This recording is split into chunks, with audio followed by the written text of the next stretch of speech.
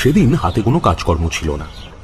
সন্ধ্যের আগেই মাঠ থেকে ফুটবল খেলা দেখে ধর্মতলা দিয়ে বাড়ি ফিরছিলাম। মোহনবাগান হেরে যাওয়াতে মনেও কোনো আনন্দ ছিল না। কি আর করি, ধর্মতলার কাছেই মঠ লেনে বাড়িটা। নম্বরটা ঠিক মনে নেই, তবে বাড়িটা চিনি, তারানাথ জ্যোতিষীর বাড়ি। সেখানেই গেলাম। তারানাথ একাই ছিলেন। আমায় বললেন, এসো এসো, বহুকাল দেখা সাক্ষাৎ নেই, কি ব্যাপার? কিছুক্ষণ গল্প গুজবের পর উঠতে যাব, এমন সময় নামলো মুষলধারে বৃষ্টি। তারানাথ আমাকে ওই অবস্থায় উঠতে দিলেন না। আমিও দেখলাম এই বৃষ্টি হঠাৎ থামবার নয়। তারানাথের বৈঠকখানায় আমরা দুজন বসে আছি।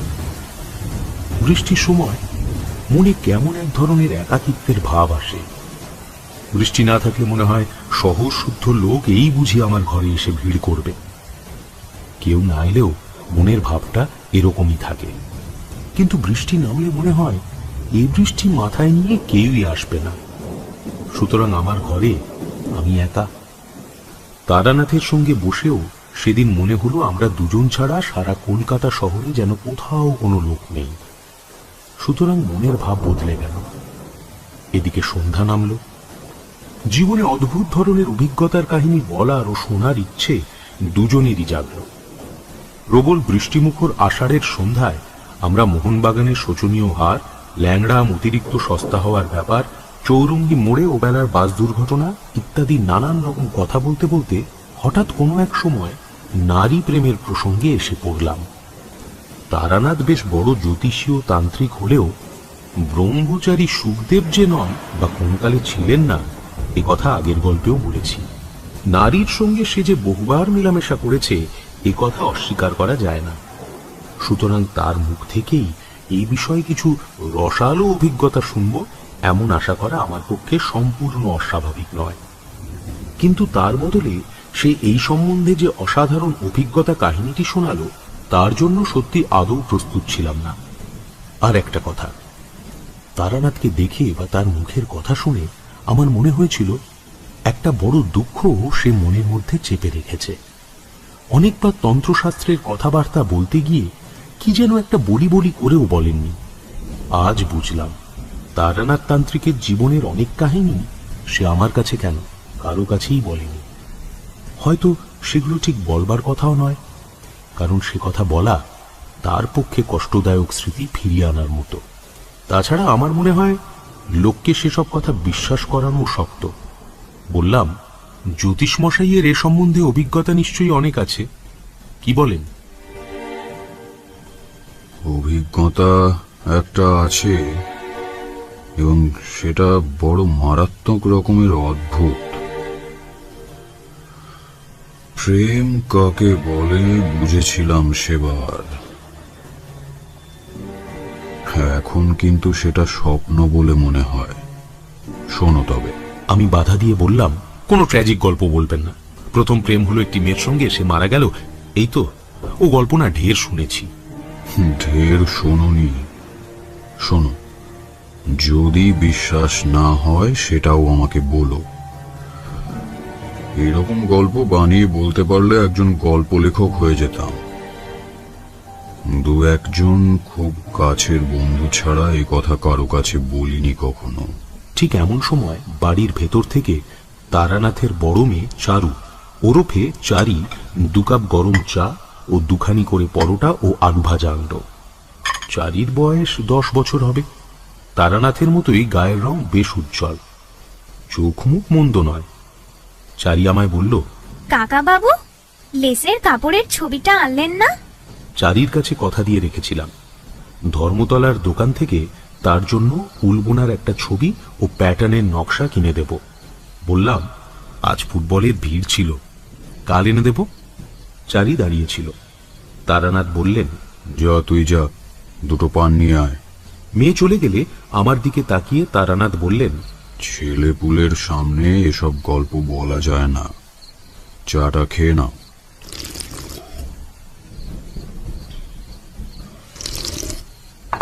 চা পানের পর তারানাথ বলতে আরম্ভ করলেন, বীরভূমের শ্মশানের যে পাগলির অদ্ভুত কাণ্ড সেবার গল্প করেছিলাম, তার ওখান থেকে তো চলে এলাম সেই কাণ্ডের পরেই।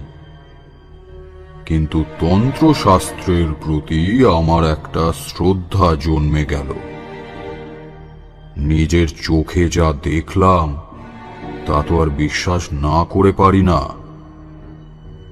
এটা পাগলির কথা থেকে বুঝেছিলাম যে পাগলি আমায় ইন্দ্রজাল দেখিয়েছিল নিম্ন তন্ত্রবিদ্যার সাহায্যে, কিন্তু ব্ল্যাক ম্যাজিক ছাড়া উচ্চতন্ত্রের কথাও সে বলেছিল। ভাবলাম দেখি না কি আছে এর মধ্যে। গুরু খুঁজতে লাগলাম। তা খুঁজলে কি হবে? ও পথের পথিকের দেখা পাওয়া অত্যন্ত কঠিন। এই সময় বহু জায়গায় ঘুরে বেড়িয়ে আমার দুটো মূল্যবান অভিজ্ঞতা হলো। প্রথম, ধুনি জ্বালানো যে সমস্ত সাধুরা রয়েছে তাদের মধ্যে শতকরা ৯৯ জন ব্যবসাদার। ধর্ম জিনিসটা এদের কাছে একটা বেচা কেনার বস্তু। ক্রেতাকে ঠকানোর বিশাল কৌশল ও আয়োজন এদের আয়ত্তের মধ্যে থাকে। দ্বিতীয় যে ব্যাপারটা দেখলাম তা হলো সাধারণ মানুষ অত্যন্ত বোকা। এদের ঠকানো খুব সহজ, বিশেষত ধর্মের ব্যাপারে, বুঝলে? যাজ্ঞে ওসব কথা। আমি ধুনি জ্বালানো ব্যবসাদার সাধু অনেক দেখলাম, ইন্স্যুরেন্সের দালাল দেখলাম, দৈবিক ওষুধের মাদুলি বিক্রেতাকে দেখলাম, সাধু বেশে ভিক্ষুক দেখলাম, কিন্তু সত্যিকারের সাধু একটাও দেখলাম না। তা এই সময় বরাকর নদীর ধারে শালবনের মধ্যে একটি ছোট্ট গ্রামের সীমায় এক মন্দিরে একদিন আশ্রয় নিয়েছি। শীতকাল।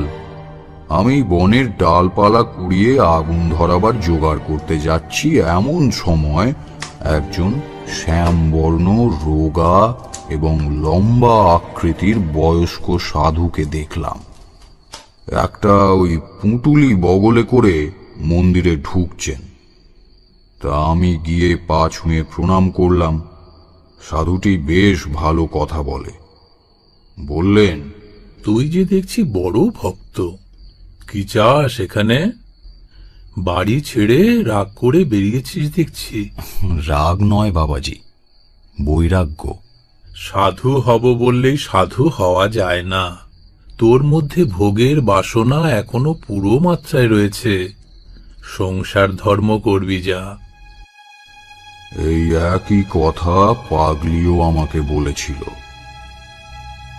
মন্দির থেকে একটু দূরে ছাতিম গাছের তলায় সাধু বাবার পঞ্চমুণ্ডির আসন ৫টা মরার মাথার খুলি পেতে তৈরি। প্রতি রাত্রে সাধু সেখানে সাধনা করেন, তাও দেখলাম। মনে ভারী শ্রদ্ধা হল। সংকল্প করলাম এই মহাপুরুষটিকে ছেড়ে কোথাও যাচ্ছি না এবার। কিছুদিন তার পেছনে লেগে রইলাম। তার হোমের কাঠ ভেঙে এনে দিই। ৩ মাইল দূরের কুসুম্বনী গ্রাম থেকে তার চাল ডাল কিনে আনি। গ্রামের সকল লোকের মুখে শুনলাম সাধুটি একজন বড় তান্ত্রিক। তার অনেক অদ্ভুত কাজকর্ম আছে। তবে পাগলির কাছে যেতে লোকে যেমন আমায় ভয় দেখিয়েছিল, এখানেও তেমনি ভয় দেখালো। বলল, ওই তান্ত্রিক সাধু সন্ন্যাসীদের বেশি বিশ্বাস করো না ভায়া, ওরা সব পারে। একটু সাবধান হয়ে চলো, কেমন? বিপদে পড়ে যাবে নইলে, এই বলে দিলুম। কিছুদিন পরেই ওদের কথার সত্যতা বুঝতে পারলাম। গভীর রাত্রে আমার ঘুম ভেঙে গেল। সেদিন শুক্লপক্ষের রাত্রি, বেশ ফুটফুটে জ্যোৎস্না। মন্দির থেকে ছাতিম গাছের দিকে চেয়ে দেখি বাবাজি কার সঙ্গে যেন পঞ্চমুণ্ডির আসনে বসে কথা কইছেন।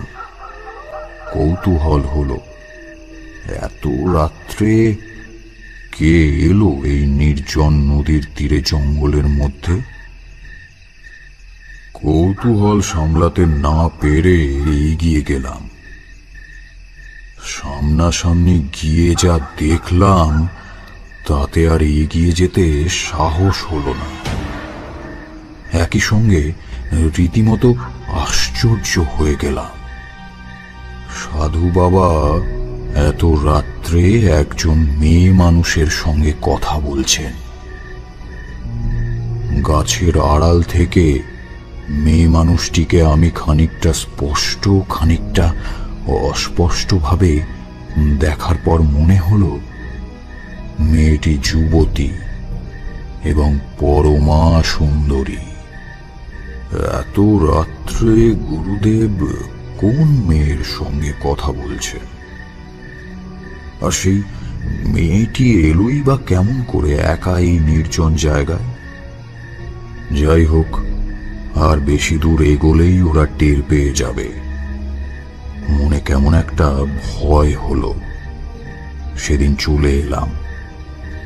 তারপর দিন রাত্রে আমি ঘুমোলাম না। গভীর রাত্রে উঠে পা টিপে টিপে বাইরে গিয়ে গাছের আড়াল থেকে উঁকি মেরে দেখি কাল রাত্রের সেই মেয়ে মানুষটি আজও এসেছে। ভোর হওয়ার কিছু আগে পর্যন্ত আমি সেদিন গাছের আড়ালে দাঁড়িয়ে রইলাম। ভোর হওয়ার লক্ষণ হচ্ছে দেখে আর সাহস হলো না। মন্দিরে গিয়ে নিজের বিছানায় শুয়ে ঘুমিয়ে পড়লাম। পরের দিন রাত্রেও আবার অবিকল একই ঘটনা। একদিন আর একটা জিনিস লক্ষ্য করলাম। বাবাজি যে মেয়ে মানুষটির সঙ্গে কথা বলেন তার পরনের পোশাক বড় অদ্ভুত ধরনের। সে যে পোশাক পরেছে সেটা না শাড়ি, না ঘাগরা, না জাপানি কিমোনো, না মেয়েদের গাউন। অজানা যদিও, কিন্তু ভারী চমৎকার মানিয়েছে তাকে। সেদিন আরো একটা কথা আমার মনে হলো। মেয়ে মানুষটি যেই হোক, সে জানে আমি রোজ গাছের আড়ালে দাঁড়িয়ে দাঁড়িয়ে ওর দিকে চেয়ে থাকি। কি করে এই কথা আমার মনে হলো তা বলতে পারবো না, কিন্তু এই কথা আবছাভাবে আমার মনে উদয় হওয়ার সঙ্গে সঙ্গে মনে কেমন একটু ভয় হলো। মনে হলো সরে পড়ি, দরকার কি আমার এসবের মধ্যে থেকে। কিন্তু পরের দিন রাত্রে ওই এক সময়ে আর শুয়ে থাকতে পারলাম না নিশ্চিন্ত মনে। উঠে যেতেই হলো। সেদিন আর একটা জিনিস লক্ষ্য করলাম। মেয়ে মানুষটি যখন থাকে তখন এক ধরনের খুব মৃদু সুগন্ধে যেন বাতাস ভরে যায়। এ কদিনেও এই গন্ধটা পেয়েছি, কিন্তু ভেবেছিলাম কোনো বনফুলের গন্ধ। আজ বেশ বুঝতে পারলাম যে গন্ধের সঙ্গে ওই মেয়েটির উপস্থিতির একটা সম্বন্ধ রয়েছে। এই রকম চলল আরো দিন 10-12। তারপর সাধুর ডাক এলো বরাকর না কোডারমার এক গাড়োয়ালি জমিদার বাড়িতে কি একটা শান্তি সস্তয়ন করার জন্য। সাধুজি প্রথমে যেতে রাজি হননি। দুদিন তাদের লোক ফিরে গিয়েছিল, কিন্তু তৃতীয় দিন জমিদারের ছোট ভাই নিজে পালকি নিয়ে এসে সাধুকে অনেক খোসামদ করে নিয়ে গেলেন। মনে মনে ভাবলাম এ আর কিছুই নয়, সাধুজি সেই মেয়েটিকে ছেড়ে একটি রাত্রিও বাইরে কাটাতে রাজি নন। কিন্তু কাছে কোথাও কোনো বস্তি নেই, মেয়েটি আসেই বা কোথা থেকে? আর সাধারণ সাঁওতাল বা বিহারি মেয়ে এ নয়। আমি অনেকবার দেখেছি তাকে, এবং প্রত্যেকবার আমার দৃঢ় বিশ্বাস হয়েছে এ কোনো বড় ঘরের মেয়ে। যেমন রূপসী, তেমনি তার অদ্ভুত ধরনের অতি চমৎকার এবং দামি পোশাক আশাক। হঠাৎ আমার মনে একটা দুষ্টু বুদ্ধি খেলে গেল। আমার মনে হয়েছিল মেয়েটিকে সাধুজি হয়তো খবর দেওয়ার সুযোগ পাননি। দেখাই যাক না আজ রাত্রে আসে কিনা। তখন বয়স অল্প, তোমরা যাকে বলো রোম্যান্স, তার তখন যে আমার যথেষ্টই ছিল। এতে তুমি আমাকে দোষ দিতে পারো না। যাই হোক, নির্দিষ্ট সময়ের কিছু আগে রাত্রে সেদিন আমি নিজেই গিয়ে পঞ্চমুণ্ডির আসনে বসে রইলাম। মনে ভয়ানক কৌতূহল, দেখি আজ মেয়েটি আসে কিনা। কেউ কোনো দিকে নেই, নিস্তব্ধ নির্জন রাত্রি। মনে একটু ভয়ও হলো, এ ধরনের কাজ কখনো করিনি। কোনো হাঙ্গামায় আবার না পড়ে যাই। তখন আমার অপরিণত বুদ্ধি, নির্বোধ যুবক মাত্র। তখন ঘুণাক্ষরেও জানতাম না নিজের অজান্তেই কিসের সামনাসামনি হতে চলেছি। তবে কি আর ছাতিম তলায় একা পঞ্চমুণ্ডির আসনে বসতে যাই? ও ছিল আমার অদৃষ্টের লিপি। সে রাত্রির প্রভাব আমার জীবনে এখনো রয়ে গেছে।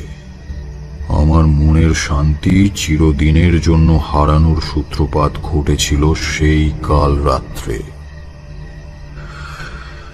তা কি আর তখন বুঝেছিলাম? যাক সে কথা। রাত ক্রমশ গভীর হল। পূর্ব দিকের গাছপালার আড়াল থেকে চাঁদ উঠতে লাগলো একটু একটু করে। আমার ডান দিকে বরাকর নদী, নদীর দুই তীরে নুড়ি পাথর ছড়ানো, তার উপর জ্যোৎস্না এসে পড়ল। সেই নদীর পাড়েই ছাতিমতলা আর পঞ্চমুণ্ডির আসন। সেই আসনে গিয়ে বসে আছি। আমার বাঁ দিকে খানিকটা ফাঁকা ঘাসের মাঠ, তারপর শালবন শুরু হয়েছে। হঠাৎ সামনের দিকে চেয়ে আমি চমকে উঠলাম। আমার সামনে সেই মেয়েটি কখন এসে দাঁড়িয়েছে, এমন নিঃশব্দে, এমন আচমকা যে আমি একেবারে কিছুই টের পাইনি। অথচ আগেই বলেছি, আমার একদিকে বরাকর নদী, যার পাড়ে জ্যোৎস্নাবৃত নুড়ি পাথর বিছানো, আর অন্যদিকে ফাঁকা মাঠ। আসনে বসে আমিও সতর্কভাবে দৃষ্টি রেখেছি মাঠের দিকে।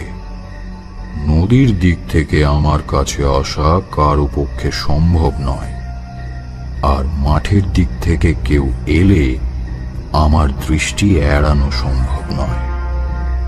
কয়েক সেকেন্ড পরেই একটা জলজ্যান্ত রূপসী মেয়েকে দেখে আমার কোনো মায়াজাল মনে হলো, তাই আমি চমকে উঠলাম। সঙ্গে সঙ্গে সেই মধুর সুগন্ধ। আমার সারা দেহ মন অবশ হয়ে উঠল। আমার জ্ঞানও বোধহয় ছিল তারপর আর 1 সেকেন্ড মাত্র। তারপরে কি ঘটল আমি আর কিছুই জানি না। যখন জ্ঞান ফিরল তখন ভোর হয়েছে। উঠে দেখি সারা রাত সেই পঞ্চমুণ্ডির আসনেই আমি অজ্ঞান হয়ে পড়েছিলাম। রাতের ঠান্ডা বাতাসে সারা রাত পড়ে থাকার জন্য গায়ে ব্যথা হয়েছে, গলা ভার হয়েছে। ধীরে ধীরে উঠে মন্দিরে চলে এলাম। এসে আবার শুয়ে পড়লাম। আমার মনে হলো আমার জ্বর আসবে। পরদিন সকালে সারাদিন কিছু না খেয়ে শুয়ে রইলাম।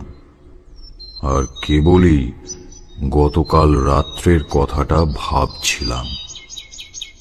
মেয়েটা কে? কি করে এমন নিঃশব্দে আচমকা ওখানে এলো? এ তো একেবারে অসম্ভব ব্যাপার। অসামান্য রূপসী যে মেয়েটি, অজ্ঞান হয়ে পড়ার কিছু আগে কয়েক সেকেন্ডের মধ্যেই তা আমি দেখে নিয়েছিলাম। আর তাছাড়া আমি অজ্ঞান হয়ে পড়লামই বা কেন? এরও তো কোনো যুক্তিসঙ্গত কারণ খুঁজে পেলাম না। বিকেলবেলা সাধু বাবা গাড়োয়ালির জমিদার বাড়ি থেকে ফিরলেন। আমার জন্য লাড্ডু, কচুরি আর একটা মোটা সুতির চাদর এনেছেন। তার নিজের জন্য জমিদার বাড়ি থেকে ভালো একখানা পশমি শাল দিয়েছে। আমায় বললেন, শুয়ে কেন?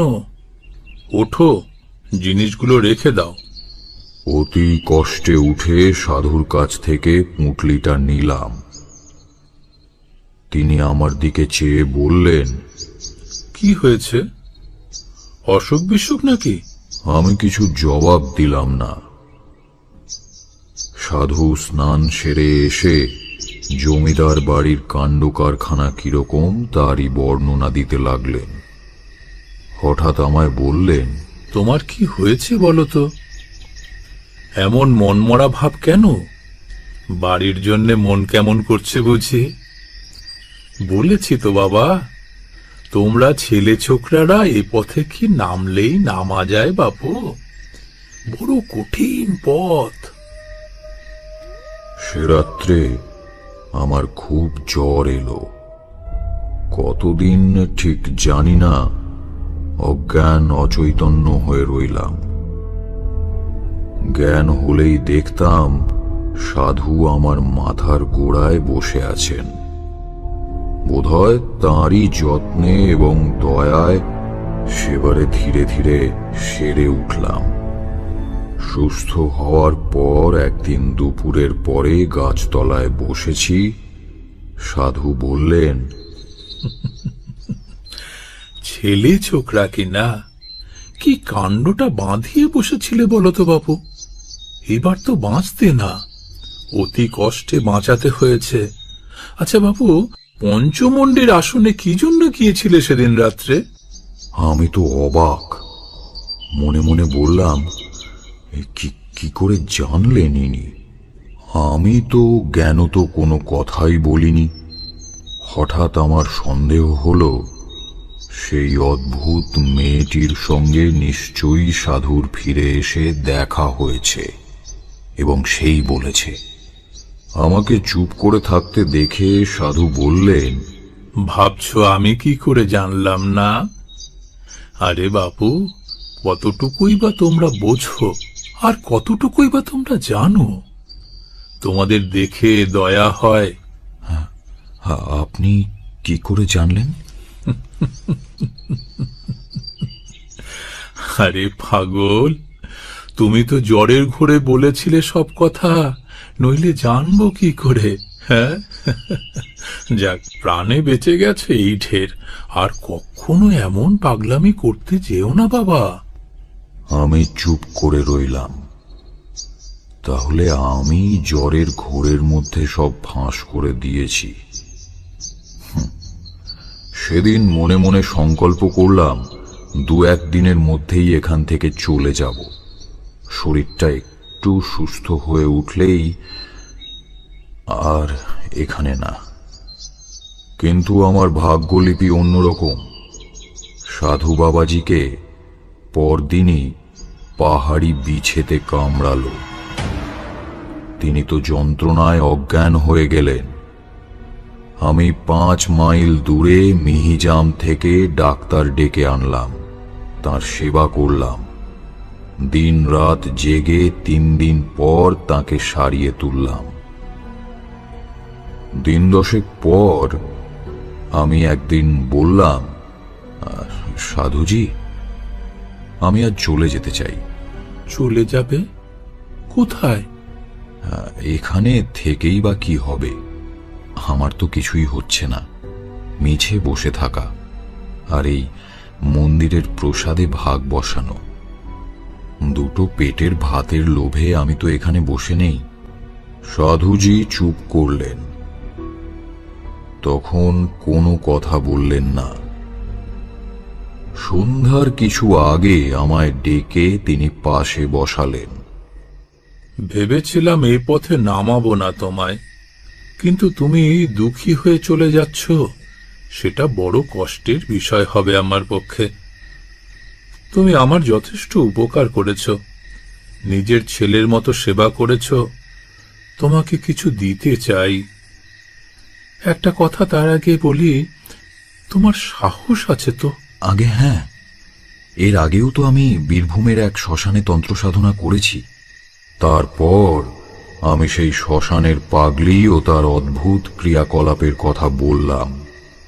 সব শুনে সাধু অবাক হয়ে বললেন, সে পাগলিকে তুমি চেনো? আরে সে যে অতি সাংঘাতিক মেয়ে মানুষ। তুমি তার হাত থেকে যে অত সহজে উদ্ধার পেয়ে এসেছ, সে কেবল তোমার আগের জন্মের পুণ্য। ওর নাম মাতু পাগলি, মাতঙ্গিনী। ও নিম্ন শ্রেণীর তন্ত্রে ভয়ানকভাবে সিদ্ধ। ওর পাল্লায় পড়েছিলে। কি সর্বনাশ! ওকে আমরা পর্যন্ত ভয় করে চলি। কিরকম জানো? যেমন লোকে খ্যাপা শিয়াল কুকুর কি গোখরো সাপকে ভয় করে, তেমনি ও সেই জাতীয়। অসাধারণ ক্ষমতা ওর নিম্নতন্ত্রের। ওর ইতিহাস বড় অদ্ভুত, সে অন্যদিন বলবো। কতদিন ওর সঙ্গে ছিলে? প্রায় 2 মাস। যখন ওর সঙ্গে ছিলে তখন কিছু কিছু অধিকার হয়েছে তোমার। তোমাকে আমি মন্ত্র দেব, কিন্তু তুমি যুবক, তোমার মনের ভাব আমি জানি। তুমি কি জন্যে রাত্রে পঞ্চমন্ডির আসনে গিয়েছিলে বলো তো? আমি লজ্জায় মাথা নিচু করে রইলাম। মনের মধ্যে পাপ নেই। যদি পঞ্চমন্দির আসনে বসে থাকি তবে সেই অপরিচিতা সুন্দরী রমণীর রূপের টানে। কিন্তু এ কথা গুরুজনের মতো এক ব্যক্তির কাছে কি করে স্বীকার করব বলো? সেই দিন সাধু একটি অদ্ভুত ও গোপন কথা আমায় বললেন। কিন্তু একটা কথা তুমি জানো না, সেটা আগে বলি। তুমি সেদিন যাকে রাত্রে ছাতিম তলায় বসে দেখেছিলে, তিনি তোমার মতো দেহধারী মানুষ নন। কথাটা শুনে আমার রীতিমতো গা শিউরে উঠল। দেহধারী জীব নয়? বলে কি রে বাবা? তবে কি ভূত পেতনি নাকি? সাধু বললেন, তোমায় এ কথা আমি বলতাম না যদি না শুনতাম যে তুমি মাতু পাগলির সঙ্গে ছিলে। আচ্ছা আচ্ছা, শুনে যাও। আমার গুরুদেব ছিলেন স্বর্গীয় কালিকানন্দ ব্রহ্মচারী। হুগলি জেলায় জেজুর গ্রামে তার মঠ ছিল। মস্ত বড় সাধক ছিলেন। উলারনব ও মহাডামর এই 2 তন্ত্রে তার সমান অধিকার ছিল। মহাডামর তন্ত্রের একটি নিম্ন শাখার নাম ভূত ডামর। আমি যখন যুবক, এই তোমাদের মতোই বয়স হবে, স্বাভাবিকভাবেই আমার ঝোঁক গিয়ে পড়ল ভূত ডামরের ওপর। গুরুদেব আমার মনের গতিবিধি বুঝতে পেরে ও পথ থেকে ফেরাবার চেষ্টা করেছিলেন, কিন্তু তাতে কি হয়? কপালের লিখন তবে আর বলেছে কাকে। এই তোমার যেমন। উপর থেকে ফেরাতে চেষ্টা করেছিলেন কেন? ও পথ লোভের পথ, বিপদের পথ। ভূত ডামর তন্ত্র নানা প্রকার অশরীরী উপদেবীদের নিয়ে কারবার করে। তন্ত্রের ভাষায় এদের সাধারণ নাম যোগিনী। জপে ও সাধনায় বশীভূত হয় এদের মধ্যে যে কেউ। যার সাধনা তুমি করবে সে তোমার আপন হয়ে থাকতে পারে। নানাভাবে এদের সাধনা করা যায়। কিষ্কিনী দেবীকে মায়ের রূপে পেতে পারো, কনকবতী দেবীকে পাওয়া যায় মেয়ে রূপে। কিন্তু বাকি সব যোগিনীদের যে কোনোভাবে সাধনা করা যায় এবং যে কোনোভাবে পাওয়া যায়। এইসব যোগিনীদের কেউ ভালো, কেউ মন্দ। এদের জাতি নেই, বিচার নেই, ধর্ম নেই, কোনো গণ্ডি বা বাধ্যবাধকতার মধ্যে এরা আবদ্ধ নয়। ভূত ডামরে এই সাধনার ব্যাপারে বলে দেওয়া আছে।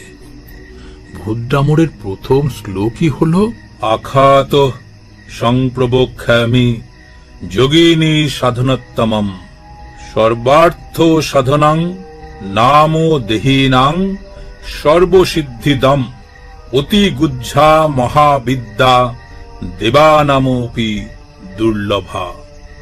তুমি সেদিন যাকে দেখেছিলে তিনি এইরকম একজন জীব। তোমার সাহস থাকলে সে মন্ত্র আমি তোমায় দেব, কিন্তু আমার যদি নিষেধ শোনো তবে এ পথে নেমো না। এতটা বলে সাধুজি ভালো করেননি। আমার কৌতূহল বাড়িয়ে দিয়ে তিনি আমায় আর কি সামলে রাখতে পারেন? আমি নাছোড়বান্দা হয়ে পড়লাম। মন্ত্র নেবই। তবে কনকবতী দেবী সাধনার মন্ত্র নাও, মেয়ে রূপে পাবে দেবীকে। আমি চুপ করে রইলাম। তবে কিষ্কিনী সাধনার মন্ত্র? আহ, কি বিপদেই পড়েছি বুড়ো সাধুটাকে নিয়ে। অন্য যোগিনীদের দেখতে দোষ কি? সাধু আমায় চুপ করে বসে থাকতে দেখে বললেন, বেশ, আমি তোমাকে মধুসুন্দরী দেবীর সাধনার মন্ত্র দিচ্ছি। একে মেয়ে রূপে, বোন রূপে এবং প্রিয়তমা রূপে পেতে পারো। তবে আমার যদি কথা শোনো, কখনো প্রিয়তমা রূপে পেতে যেও না। এর বিপদের দিক বলি। প্রিয়তমা রূপে সাধনা করলে তিনি তোমাকে সঙ্গী রূপে দেখবেন, কিন্তু এরা মহা শক্তিশালিনী যোগিনী, সাধারণ মানুষ নয়। এদের আয়ত্তে রাখা বড় শক্ত। হয় তোমাকে পৃথিবীর মধ্যে সব থেকে সুখী মানুষ করে রাখবে, নয়তো একেবারে পাগল করে ছেড়ে দেবে। সামলাতে পারা বড়ই কঠিন। সাধুজি, আমায় মন্ত্র দিন। সাধুজি আমায় মন্ত্র দিলেন। তারপর বললেন, বাবা, এই জায়গা থেকে তোমায় চলে যেতে হবে। তোমায় এখানে আমি আর রাখতে পারবো না। এক জায়গায় দুজন সাধকের সাধনা হয় না।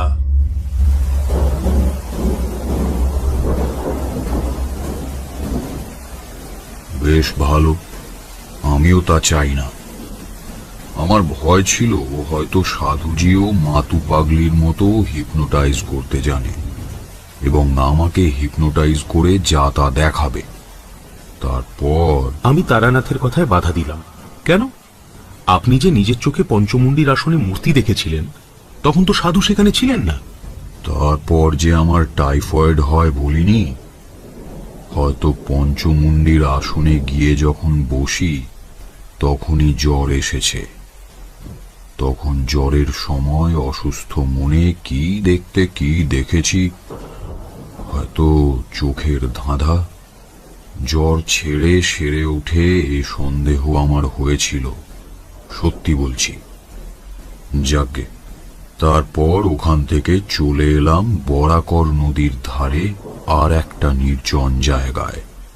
ওখান থেকে প্রায় 5-6 মাইল দূরে একটা গ্রাম ছিল। কিছু দূরে থাকতাম গ্রামের লোকজনদের বানানো একটা চালা ঘরে। গ্রামের লোকেরা যে যা দিত তাই খেতাম, আর সন্ধ্যের পর নদীর ধারে একা বসে মন্ত্র জপ করতাম। এইরকম ভাবে 1 মাস কেটে গেল, 2 মাস কেটে গেল, 3 মাস কেটে গেল। কিছুই দেখতে পাচ্ছি না। মন্ত্রের ওপর বিশ্বাস ক্রমেই যেন কমে যাচ্ছে।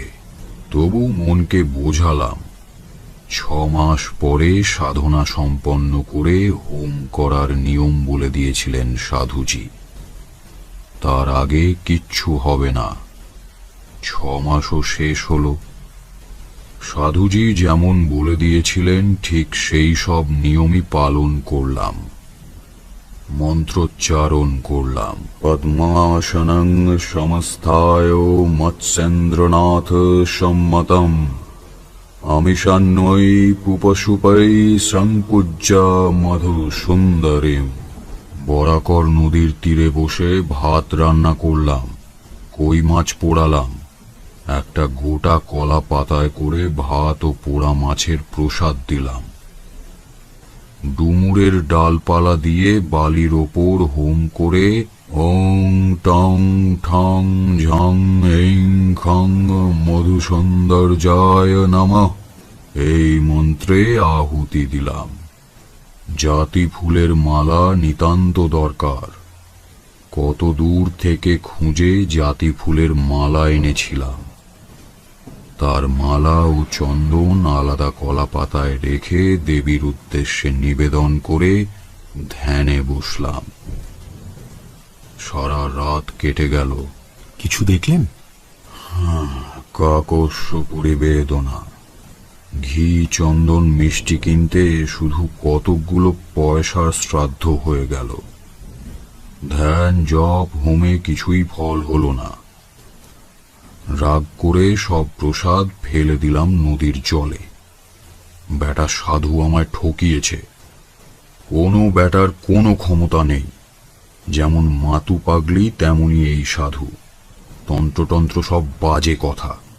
কিছুটা হিপনোটিজম জানে, তার ফলে গ্রামের লোককে ঠকিয়ে খায়। এসব ভাবি বটে, কিন্তু জবটা ছাড়তে পারলাম না। অভ্যাস মতো করেই যাই। ওটা যেন একটা বদ অভ্যাস হয়ে দাঁড়িয়েছিল। এভাবে আরো 4-5 মাস কেটে গেল। একদিন সন্ধ্যার পরেই, রাত তখন সবেমাত্র হয়েছে, আমি একটা গাছের তলায় বসে জপ করছি। অন্ধকার হলেও খুব ঘন হয়নি তখনও। হঠাৎ তীব্র কস্তুরী গন্ধ অনুভব করলাম বাতাসে। বেশ মন দিয়ে শুনে যাও, এক বর্ণ মিথ্যে বলছি না। এরপর যা যা হলো তার একটা বর্ণনা করছি।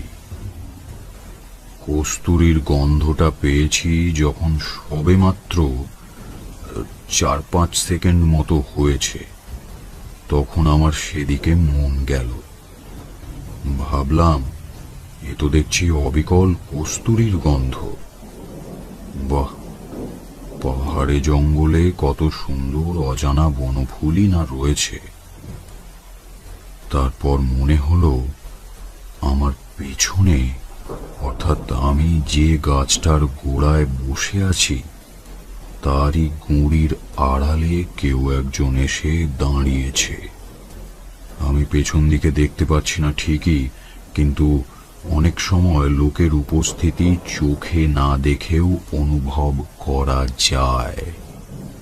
আমার সমস্ত ইন্দ্রিয় যেন তখন প্রবল বেগে সজাগ ও সতর্ক হয়ে উঠেছে। বাতাসের চলাচল যেন হঠাৎ বন্ধ হয়ে গেল। সমস্ত শরীর দিয়ে যেন গরম আগুনের শিখা বের হচ্ছে। আবার অজ্ঞান হয়ে যাব নাকি আমি? মনের মধ্যে ভয় হলো। ঠিক সেই সময় দেখলাম আমার সামনে একজন মেয়ে দাঁড়িয়ে, অথচ কয়েক সেকেন্ড আগেও তিনি সেখানে ছিলেন না। ঠিক সেই পঞ্চমুণ্ডির আসনে বসা রাত্রের সেই অভিজ্ঞতার মতোই। কিন্তু এবার মনে মনে দৃঢ় সংকল্প করলাম জ্ঞান হারাবো না। মেয়েটি দেখি সন্দেহের চোখে আমার দিকে চেয়ে আছে।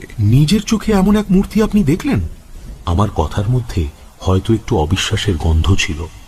তাই তারানাথ তীব্র প্রতিবাদের সুরে বললেন, নিজের চোখে, সুস্থ শরীরে। বিশ্বাস করো না করো সে আলাদা কথা, কিন্তু যা দেখেছি তাকে মিথ্যে বলতে পারবো না। কিরকম দেখলেন? কেমন চেহারা? ভারী রূপসী যদি বলি তাহলে কিছুই বলা হবে না। মধুসুন্দরী দেবীর আরাধনায় আছে। উদ্দাদ ভানু প্রতীক্ষা বিদ্যুৎ পুঞ্জনী ভাসতি নীলাম্বার পরিধানা মদবিহল লোচনা নানালঙ্কার শোভাঢ্যা কস্তুরী গন্ধ মোদিতা কমলাঙ্গীং স্বরমুখীং পিনোত্তুঙ্গ পয়োধ্বরম। অবিকল সেই মূর্তি। তখন বুঝলাম, দেবদেবীর ধ্যান মন গড়া কথা নয়। নিজে তার সামনাসামনি না গেলে এমন বর্ণনা পাওয়া যায় না। আপনি কোনো কথা বললেন? কথা? আমার চেতনা তখন লোপ পাওয়ার মতো হয়েছে। কথা বলবো কি করে? পাগল নাকি তুমি? সে তেজ সহ্য করা কি আমার কর্ম? সাধারণ মানবীর মতো তার কোনো অংশই নয়। ওই যে বলেছে মদবিহ্বল লোচনা। ওরে বাবা, সে চোখের কি ভাব! ত্রিভুবন জয় হয়ে যায় সেই চোখের চাহনিতে। বর্ণনা বাদ দিন, কি কথা হলো তাই বলুন। কথাবার্তা যা হয়েছিল সব বলার দরকার নেই। মোটের ওপর সেই থেকে মধুসুন্দরী দেবী প্রতি রাত্রে আমায় দেখা দিতেন। নদীর তীরে সেই নির্জন জায়গায় তাকে চেয়েছিলাম প্রেয়সী রূপে। বলাই বাহুল্য, সাধুর কথা না শুনে। তখন শীতকাল, বরাকর নদীর জল কম হয়েছে অনেক। জলের ধারে জলজ আগাছাগুলো শুকিয়ে হলদে হয়ে এসেছে। আগে যেখানে জল ছিল সেখানে বালির ওপর অভ্রকণা জ্যোৎস্না রাতে চকচক করে। বরাকর নদীর দুপারের শালবন পাতা ছড়িয়ে দিয়েছে। আকাশ প্রতিদিন নীল। রাত্রে শুক্লপক্ষের জ্যোৎস্নায় বড় মনোরম সেই শোভা। সেই সময় থেকে 3 মাস দেবী প্রতিদিন রাত্রে দেখা দিতেন। সত্যিকারের বাঁচা বেঁচেছিলাম ওই 3 মাস। এসব কথা বলাও এখন আমার পক্ষে কষ্টকর। কতটা কষ্টকর তুমি জানো না। আমার জীবনের সর্বশ্রেষ্ঠ আনন্দ পেয়েছিলাম ওই 3 মাসে। দেবী বটে, মানুষের সাধ্য নেই অত ভালোবাসা, অমন নিবিড় বন্ধুত্ব দান করা। সে এক স্বর্গীয় দান। সেসব তুমি বুঝবে না। তোমায় কি বোঝাবো? তুমি আমায় বিশ্বাস করো না, মিথ্যেবাদী না হয় পাগল ভাববে। হয়তো এতক্ষণ ধরে তাই ভাবছ। শুধু তুমি কেন, আমার স্ত্রী আমার কথা বিশ্বাস করে না। আমায় তান্ত্রিক সাধু পাগল করে দিয়েছিল ওই মন্ত্র দান করে। কিন্তু সেই সুখের প্রকৃতি ভীষণ তেজি সুরার মতো। আমাকে তার নেশা দিনে দিনে যেন বাস্তব জ্ঞানহীন করে দিতে লাগলো।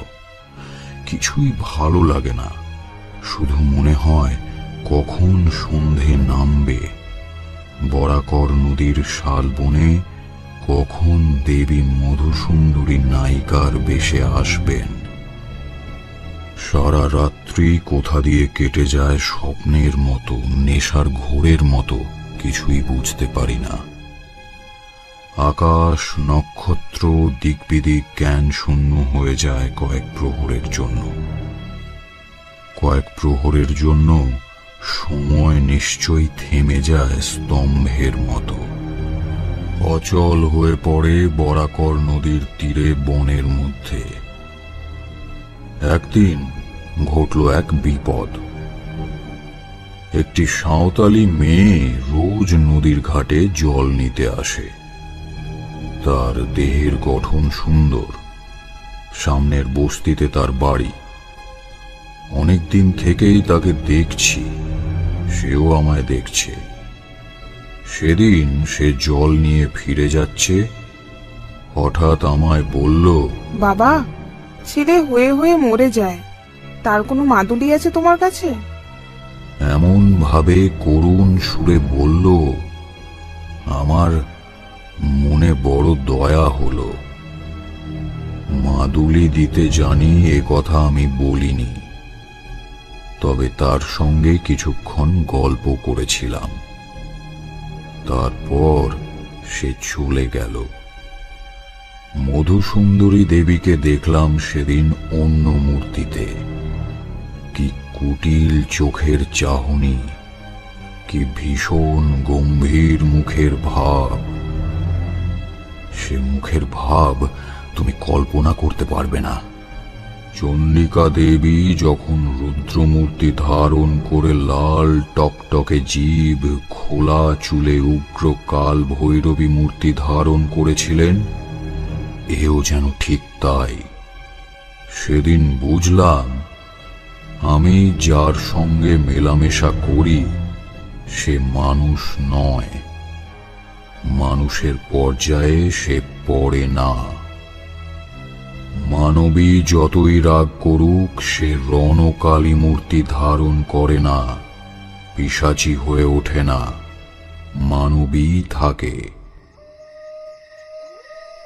ভীষণ পিত গন্ধে সেদিন শালবন ভরে গেল। প্রতিদিনের মতো কস্তুরী গন্ধ কোথায় যেন মিলিয়ে গেল। তারপর এলেন মধুসুন্দরী দেবী। দেখেই মনে হলো এরা দেবীও বটে, আবার পিশাচিও বটে। এদের ধর্মভেদ নেই, এদের না পারার মতো কোনো কাজ নেই। যে হাতে নায়িকার মতো ফুলের মালা গাঁথতে পারে সে হাতেই বিনা দ্বিধায় বিনা অনুশোচনায় নিমেষে ধ্বংস করতে অভ্যস্ত এরা। আমার ভীষণ ভয় হলো। মধুসুন্দরী তা বুঝতে পেরে বললেন, ভয় কিসের? ভয় কই? আচ্ছা, তুমি রাগ করেছো কেন?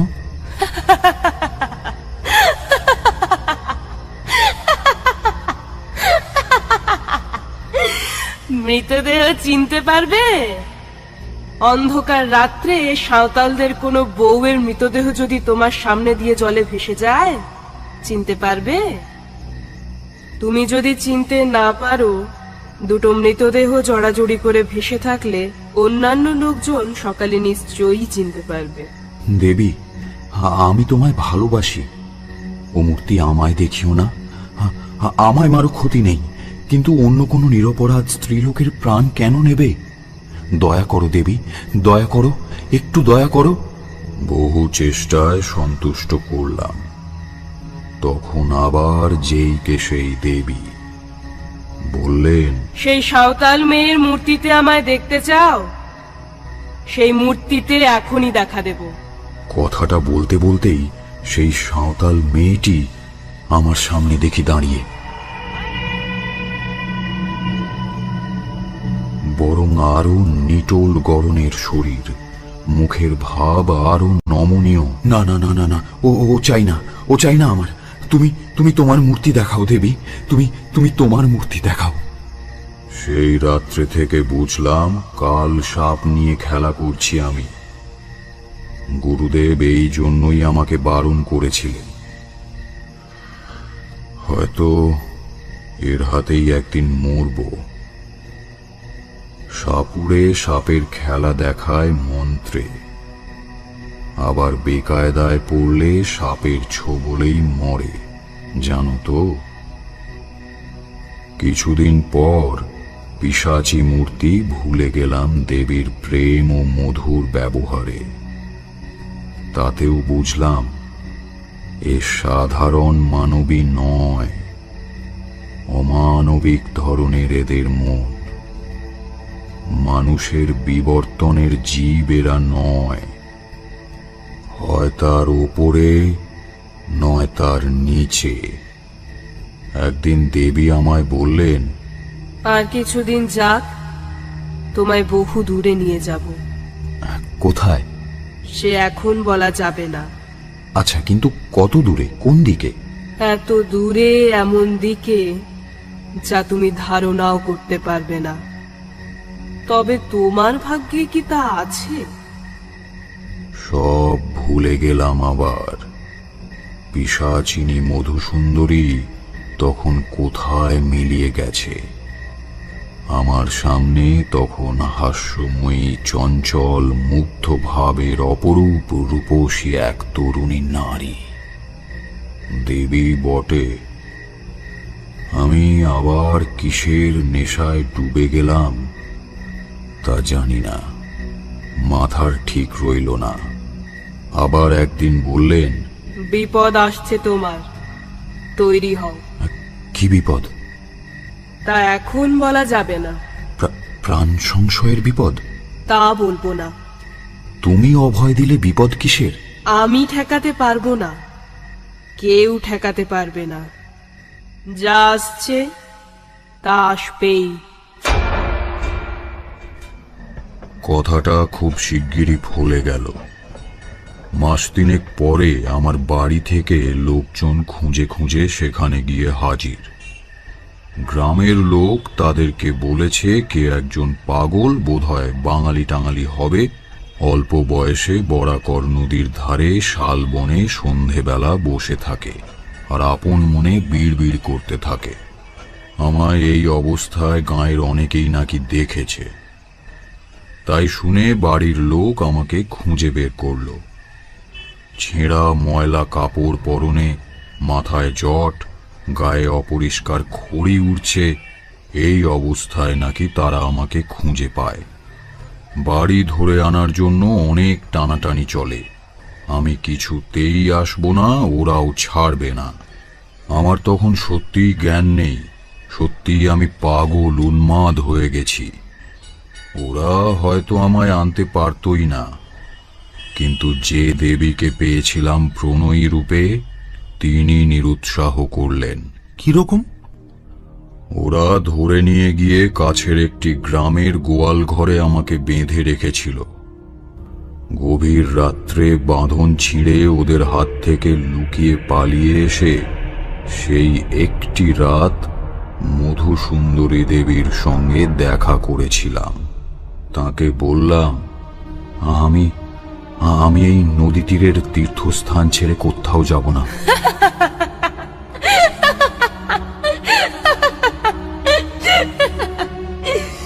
যেতে হবেই,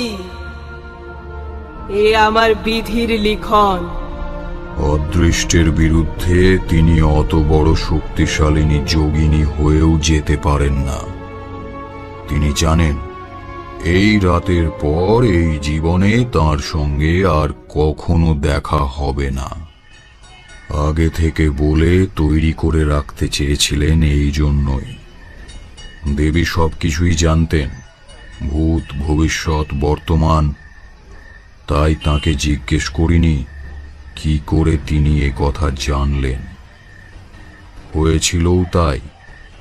বাড়ি আসার পরে সবাই বললে কে কি খাইয়ে পাগল করে দিয়েছে, তাই কিছুদিন পাগলের চিকিৎসা চলল। বছর খানেক পরে আমার বিয়ে দিয়ে দেওয়া হলো। সেই থেকেই আমি সংসারী। আর কখনো মন্ত্র জপ করে তাকে আহ্বান করেননি কেন? মাথা খারাপ নাকি? এ কি ছেলে খেলা? মারা যাই আর কি শেষে। অন্য নারী জীবনে এলে তিনি আর দেখা দেবেন? সে চেষ্টাও করিনি। সে কতকাল হয়ে গেল, সে কি আর আজকের কথা? আচ্ছা, এখন আর তাকে দেখতে ইচ্ছে হয় না? বুড়ো তারানাথ উৎসাহে উত্তেজনায় বালিশটা বুকে দিয়ে সোজা হয়ে উঠে বসল। ইচ্ছে হয় না কে বললে? বললাম তো, ওই 3 মাসই আমি বেঁচে ছিলাম। দেবী এসেছিলেন মানুষ হয়ে। একদিকে বিদ্যুতের মতো শক্তিরূপিণী যোগিনী, তার তেজের কাছে ঘেঁষা যায় না। অথচ কিরকম যেন মানবী হয়ে যেতেন যখন ধরা দিতেন আমায়। প্রিয়তমার মতো কাছে আসতেন, মাঝে মাঝে ঠোঁট ফুলিয়ে অভিমান করতেন। বরাকর নদীর ধারের শালবন রাত্রির পর রাত্রি তার মধুর হাসিতে জ্যোৎস্নার মতো উজ্জ্বল হয়ে উঠত। এমন কত রাত কেটেছে। এক এক সময় মনে হতো তিনি সত্যি মানুষ হবেন। বিদায় নেওয়ার সময় তিনি বলেছিলেন, নদী তীরের এই 3 মাসের জীবন আমিও কি ভুলবো ভেবেছ? আমাদের পক্ষে ভোলা সম্ভব নয়। ভেবো না আমরা সবাই সুখী। আমাদের মতো সঙ্গীহারা, বন্ধুহারা জীব কোথায় আছে? আমরাও প্রেমের কাঙাল। কতকাল পরে একজন মানুষ আমাদের সত্যিকার ভাবে চায়। তার জন্য আমাদের মন সবসময় চাতকের মতো তৃষ্ণার্ত হয়ে থাকে। কিন্তু তা বলে তো নিজেকে সস্তা করতে পারি না। আগ্রহ করে যে না চায় তার কাছে যাই না। সে আমার প্রেমের মূল্য দেবে না, নিজেও আনন্দ পাবে না, যা কিনা পাওয়া যায় বহু চেয়ে। কিন্তু আমাদের অদৃষ্ট লিপি, চিরদিন এক জায়গায় থাকতে পারি না। কিছু না কিছু ঘটে যায়, ছেড়ে চলে যেতে হয় অনিচ্ছা সত্ত্বেও। কজন আমাদের ডাকে, কজন বিশ্বাস করে, সুখী ভেবো না আমাদের। এত যদি সুখের ব্যাপার, তবে আপনি ভয়ঙ্কর বলেছিলেন কেন আগে? ভয়ঙ্কর এই জন্যই যে আমার সারা জীবনটা মাটি হয়ে গেল ওই 3 মাসের সুখ ভোগে। কোনো দিকে মন দিতে পারি না।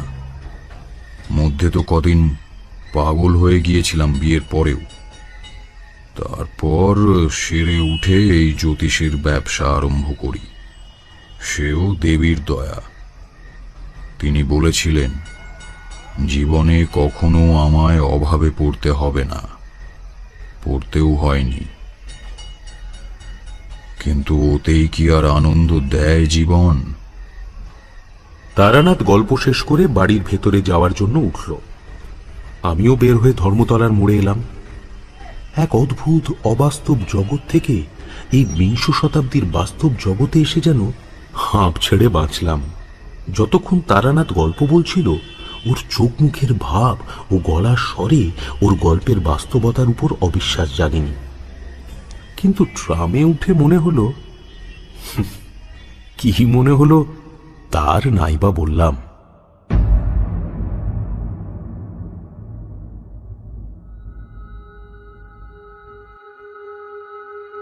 কেমন লাগলো গল্পটি কমেন্ট করে জানাতে ভুলবেন না যেন।